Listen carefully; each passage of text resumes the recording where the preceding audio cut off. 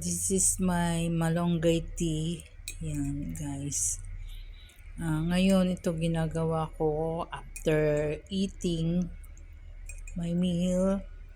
Yan. Iniinom ko na siya guys. Yan. Bababad ko muna siya ng konti. Minsan, binubuhos ko muna siya dyan lahat. Para ma-absorb. Tapos lilipat ko na lang sa ibang cup. Yan.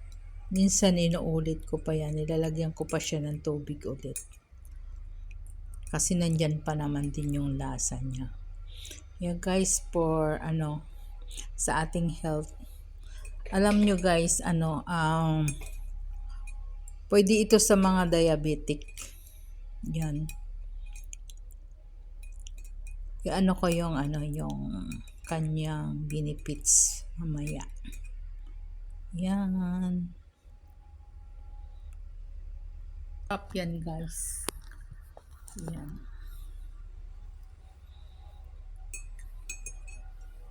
Yan, di ba? Kaysa magiinom tayo ng ibang soft drinks, nawasan ko na talaga yung mag soft drinks. Matagal na ako hindi umiinom. Bihirang-bihira na lang talaga ako uminom ng soft drinks.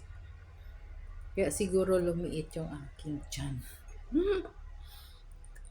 Iwasan ko muna siya. Minsan napapatikim din. Lalo na pag biyernes. Yung alaga ko nagbibili ng kanyang lunch. Yung minsan KFC, McDonald's, Jollibee, o Burger King. Yan. Ayun, napapainom ako ng soft drinks. Pero matagal na hindi gaya dati na tuloy-tuloy. Bumibili ako ng 1.5 tapos dalawa kami umiinom.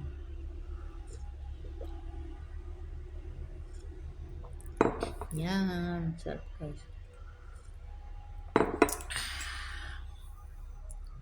Bye.